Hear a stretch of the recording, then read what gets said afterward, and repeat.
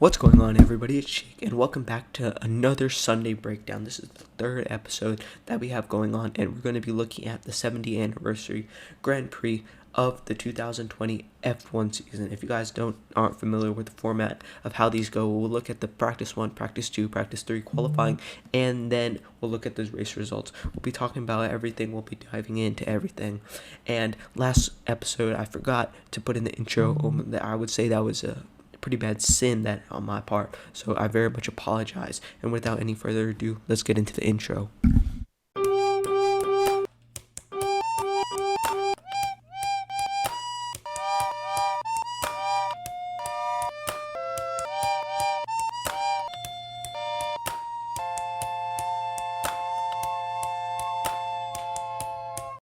Alright then, guys, let's hop into this. So the 70th Anniversary Grand Prix celebrates the 70th anniversary, as it said in the name of F1. So F1 has been going on for 70 years. It's established in 1950, and for the 15 years that I've been on this earth, I've very much enjoyed it.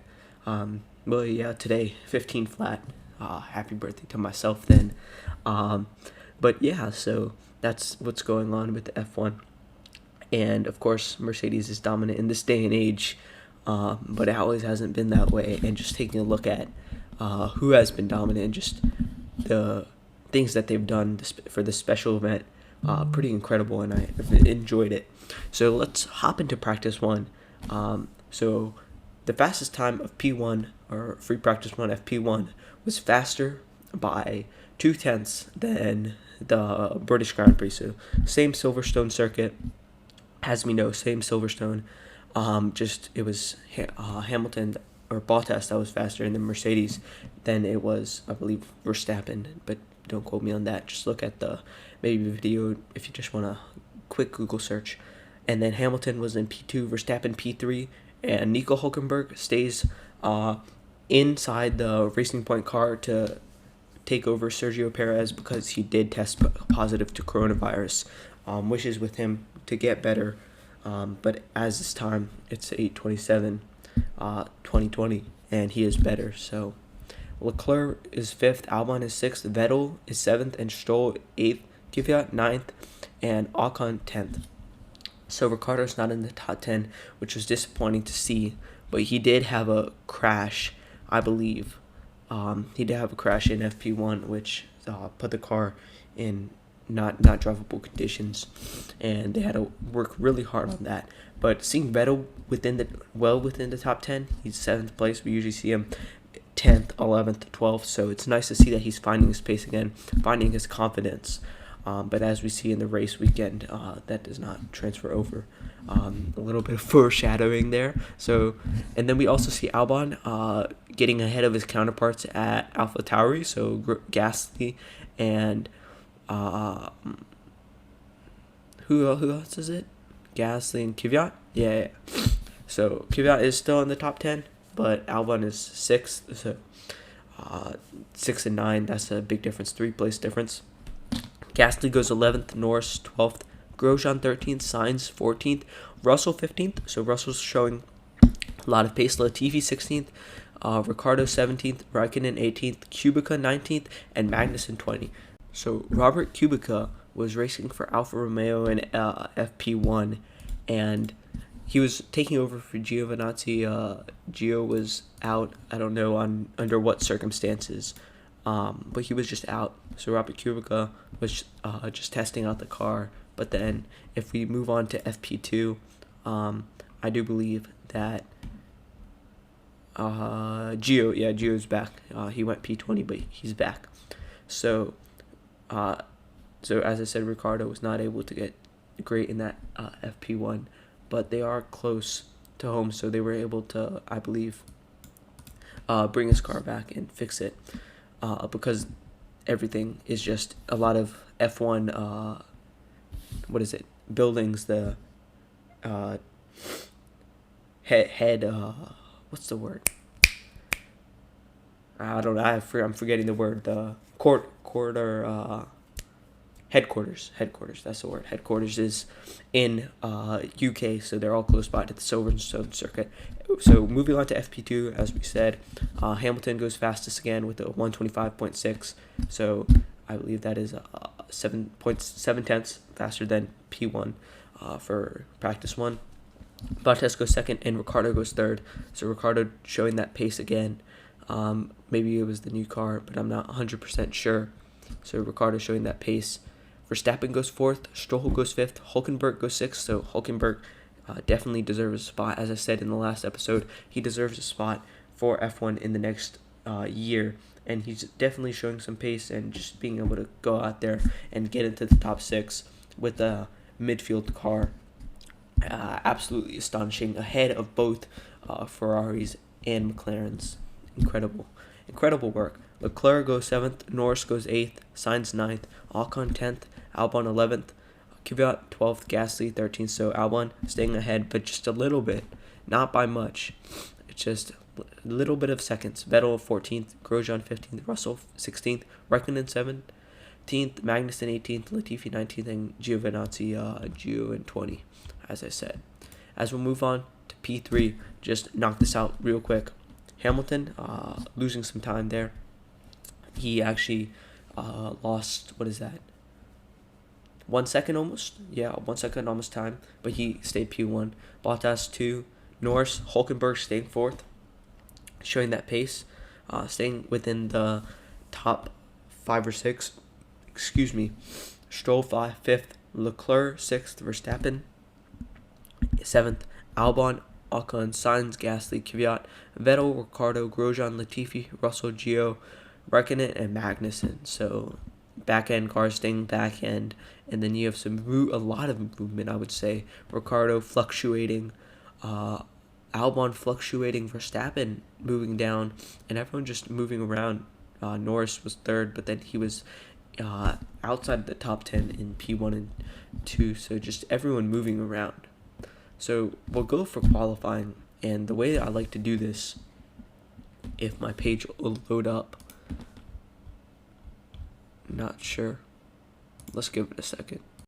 Alright, so the page load up, and the way we do this is we go bottom to top. So we go P1, and then we say the 5 that got knocked out, and then we move up from there. So the 5 that got knocked out of P1 was Raikkonen, and he stayed 20th with the 128.4. Gio with the 128.43. So in 19th, Latifi in 18th, Magnussen in 17th, Kvyat in 16th. So we're seeing Russell move on, which is not a surprise this year. He's been doing that quite frequently.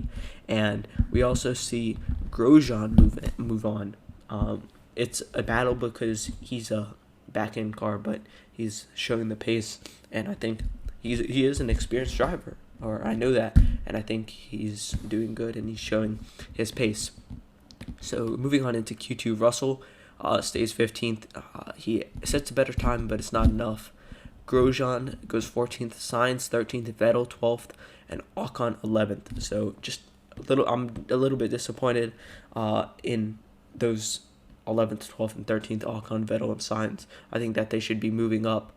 Having Gasly behind is not great, but it's all right. You try your best, and that's what they're doing, and you can't blame them. So we move on to the top 10 shootout, and this is where I'll go top to bottom. So we have Bottas setting pole position here, and he sets a 125.1. That's incredibly fast. If you've seen the circuit, it takes a while to get, and just having that time, it's crazy. And then Hamilton sets a 125.2, so less than a tenth in between them.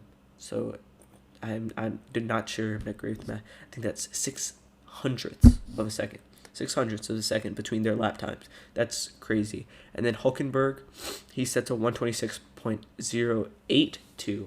So that's a significant amount back, but it's less than a second. So he's less than a second away from Bottas. And just saying that this is only a second race, not a lot of formal practice within the last year, shows that he still has it. And I think I want to see him next year, or I think all of us want to see him next year. So we have Verstappen in 4th. So Hülkenberg beating Verstappen in that racing point, or the tracing point as I like to call it, because they were copying Mercedes. Ricciardo goes fifth fastest, so showing that pace. Stroll sixth, Gasly seventh, Leclerc eighth, Albon ninth, and Norris 10th. So these guys showing incredible pace here. And then we'll move on to the race results. So I'll take out my notes and we'll go through the notes first before we take a look at the race results. So off the opening lap, we had Sebastian Vettel had a problem and he falls off the start by the end of the second sector to P20. And I said that was the first lap. So what he had wheel spin from a curb. So when you get on a curb, you can lose traction, and that's what happened. And he actually spun out, and he was lucky not to take out, I believe it was Lando Norris, and maybe Albon or Ocon it was. It was one Renault car, I believe. And he was just lucky to get out. So towards 25 lap 20, 25-ish, Max Verstappen gets a message from his engineers talking about the tire temps are high. So at this point, he was in P3. He had moved up past Hulkenberg. So setting that P3, and his tire temps are really high, and they were worried and they wanted him to back off. But he replied with, "I'm not going to drive like a grandma. It's my only chance to get up on the Mercedes." It wasn't his exact words, paraphrasing it, of course, but that was pretty funny. He's telling his engineers to stay hydrated, and now he's saying, I don't want to drive like a grandma. Nothing against those grandmas out there that like F1. Maybe they do race. And then if we move down, we had a Magnussen did not finish. I believe he had a problem with this car, and he just pulled into the pits, and that was the end of it. So Verstappen was planning to do a one-stop, but I don't think that was happening. I think he had a two-stop because he got almost a free pit stop when the Mercedes pit. But that would have been a real threat to Mercedes if he was able to do that. But the tire temps were too high and the tire wear was just crazy. So Ricciardo spun on lap 32. And that wasn't he didn't spin out of the race. He just did a quick spin and he got back. But that had a major impact on him, leaving him P14 in the race. And then on the last laps, Mercedes were fighting for P2. So that the last 2 or 3 laps, they were just trying to get those two positions. There's always a constant battle between them. And usually it's between 1 or 2 because you see Mercedes 1-2. But that wasn't the case this race. They were actually fighting for the second position because Verstappen had a very good lead. And he was able to pull that off. And just seeing him win is showing some diversity in that is crazy. So we'll go over to the final window, the race results. We have Verstappen in first, Hamilton in second, Bottas in third, Leclerc in fourth, Albon in fifth, Stroll in sixth, and Hulkenberg in seventh. So I'm going to stop there, right, even though it's only seventh place. So you see Hulkenberg there, and he started P4, and we wanted to see him get his first Formula 1 podium. He's never got a Formula 1 podium. We wanted to see that happen. The Hulk is back. But that obviously didn't happen. There's theories of why he pitted. He didn't need to pit as many times as he did. But we're saying that I'm going to go with Daddy Stroll. Wanted Lance to beat him and not to give him his first podium, which isn't good, but let's go with that right now. The jokes. Nothing against Daddy Stroll, but maybe that's what it was. It wasn't the best strategy, but you got to think on your feet. We take a look back to last weekend, the British Grand Prix, and Verstappen pitted. Not the best idea, but you have to think on your feet.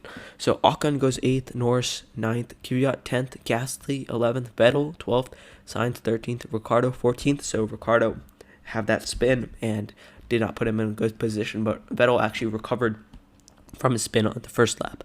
Raikkonen 15th, Grosjean 16th, Giovinazzi 19th, Russell 18th, so Russell fell behind, Latifi 19th, and then you have Magnussen, who did not finish. So that was the 70th anniversary Grand Prix. Less action than the British Grand Prix, but it was still pretty fun, pretty fun-packed. because you had the fight for P1 between Hamilton and Verstappen in the beginning, and then Verstappen was able to make jokes on his radio even though he was still racing. And Hulkenberg is back. This was the last race, that whole race, but seeing him here is just incredible. We'd love to see him, and that just gives us hope that maybe next year he'll be there. So if you guys enjoyed this video, please be sure to give it a thumbs up. Please consider subscribing, and until next time, see you guys.